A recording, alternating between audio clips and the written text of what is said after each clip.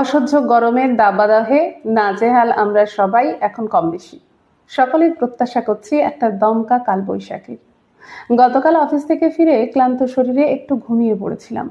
তখন স্বপ্ন দেখলাম একটা দামাল কালবৈশাখী হচ্ছে, ঠিক আমাদের ছোটবেলার মতো।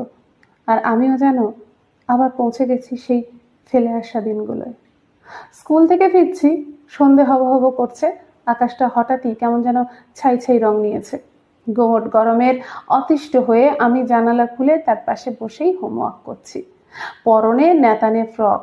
গুমসো গরমে জানলা খুলে শীতলতা খোঁজা ছাড়া তো উপায় নেই। এয়ার কন্ডিশন নামক বিলাসিতার বস্তু তো ৯০-এর দশকে ঘরে ঘরে নেই। তাই ঠাঁই তখন কেবল কিছু গোনাগুনতি রেস্তোরাঁ আর অফিস বিল্ডিং এর মাঝে। গরমে জ্বলতে জ্বলতে অঙ্ক কষছি। হঠাৎ শরীর ছুঁয়ে দিল এক পশলা দমকা হাওয়া। সাথে জানালা দরজার পাল্লাগুলো ধুমধাম নড়ছে। এক মুঠো বালি ছিটকে এলো চোখে মুখে। সহসা আর সাথেই তীব্র হাওয়ার শোষো শব্দ। পাশের ঘর থেকে মায়ের হাঁক, মামুনি জানলা বন্ধ করে দে, কালবৈশাখী শুরু হয়ে গেছে। কিন্তু জানলা বন্ধ করতে মোটেই ইচ্ছে নেই আমার। কি সুন্দর ঠান্ডা পাগলাটে হাওয়া ঘরে ঢুকে এলোমেলো করে দিচ্ছে সব। কিন্তু মায়ের হুকুম না পালন করলে ঝাড় অনিবার্য। তাই অনিচ্ছা সত্ত্বেও জানলা বন্ধ করলাম আমি। কারণ ইতিমধ্যেই ঝড়ের দাপট ছড়িয়ে পড়েছে ঘরে। খ্যাপা হাওয়ায় ধাক্কায় উল্টে গেছে ঘরের ফুলদানি, টেবিলে রাখা ডেট ক্যালেন্ডার সহ আরো অনেক কিছু। জানালা বন্ধ করে বেজায় মুখ করে আমি বসলাম জানালার পাশে আবার। ঝড়ের সনসনানি শব্দ শুনতে পাচ্ছি বন্ধ জানলার এপার থেকেও। কিন্তু মিনিট পাঁচেকেই বদলে গেল শব্দটা। সনসন থেকে আচমকাই ঝমঝম। বৃষ্টি নেমেছে, বৈশাখী বাদলা। মা দুমদাম করে ছুটছে ছাদে শুকনো জামা কাপড় নামিয়ে আনতে। ছাদ থেকে নেমেই আবার মায়ের হুকুম, মামুনি জানলা খুলে দে, বৃষ্টির হাওয়া ঘরে ঢুকে ঘরটা ঠান্ডা হোক। আমি উৎসাহ নিয়ে উঠে পড়ে জানালা খুললাম। এক মুঠো অবাধ্য ছাট ভিজিয়ে দিল আমায়। আর প্রায় সাথে সাথেই ঝুপ করে নিভে গেল আলো। কালবৈশাখীর দোসর যে লোডশেডিং।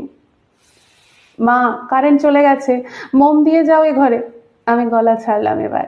মা রান্নাঘর থেকে দ্রুত পায়ে মোম নিয়ে চলে এলো এ ঘরে।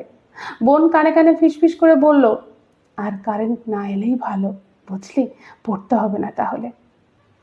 বোনের কথা মায়ের কানে গেল না বোধ হয়। তার দুশ্চিন্তায় ভ্রু কুঁচকে আছে। বাবা এখনো ফেরেনি যে।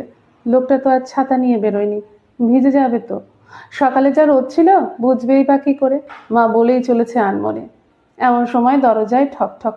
কারেন্ট নেই, তাই কলিং বেল বাজছে না। বাবা ফিরেছে, ভিজে পুরো চুপচুপে। সেই ভিজলেই তুমি, দাঁড়াতে পারতে তো কোথাও। মায়ের গলায় অভিযোগ। তুমি তোয়ালেটা দাও তো ঝটপট। বাবা তোয়ালেতে মাথা মুছছে ঘষে ঘষে। আর আমি দেখছি বৃষ্টি বেগ বাড়াচ্ছে ক্রমশ।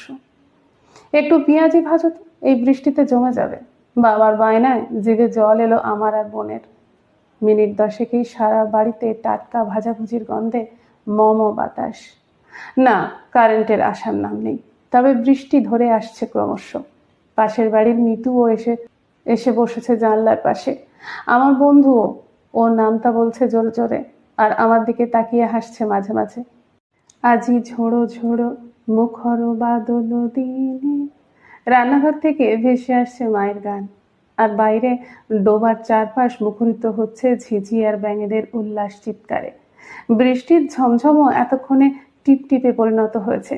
কি একটা অদ্ভুত শীতলতা ছড়িয়ে দিয়েছে যেন কালবৈশাখী আচমকা চারপাশে। আমার জানলার পাশে কুণ্ডুলি পাকাচ্ছে জোনাকির দল, যেন লোডশেডিং এর অন্ধকারের বিরুদ্ধেই যত বিদ্রোহ ওদের। বাবার টেবিলে চলে এলো এক থালা পেঁয়াজি। আমরাও ভাগ পেলাম একটা করে। বাবা পেঁয়াজিতে কামড় বসিয়ে বলল, মনে হয় রাতে আর এক পোস্ত হবে বুঝলে। মাও ঘাড় নেড়ে সায় দিল। আমারও মন নেচে উঠল আনন্দে। আজ সারা রাত বৃষ্টি পড়লে বেশ হয়, চারিদিকে জল জমবে, আর পরের দিন ছুটি হয়ে যাবে স্কুল। ঝপ করে ভেঙে গেল ঘুমটা। এসির কৃত্রিম শৈত্য আমার শরীর শীতল রেখেছে। কিন্তু আচমকা অনুভব করলাম মনটা যেন ঘেমে নিয়ে হাঁপিয়ে গেছে বড্ড বেশি। মোবাইল টেনে মা বাবাকে ফোন করলাম। জানো, খুব মিস করছি পুরনো দিনগুলো। সেই ছোটবেলা, সেই কালবৈশাখীর বিকেলগুলো। কাল চলে আয়, মা বাবা দুজনে মিলে বলে উঠল সমস্বরে। দেখি, আমিও ছোট্ট করে বললাম, আমি জানি এই কেজো জীবন থেকে হঠাৎ ব্রেক নিয়ে হয়তো যাওয়া হয়ে উঠবে না। যাওয়া হলেও আজ হয়তো অমন কালবৈশাখীর ঝড়ও উঠবে না।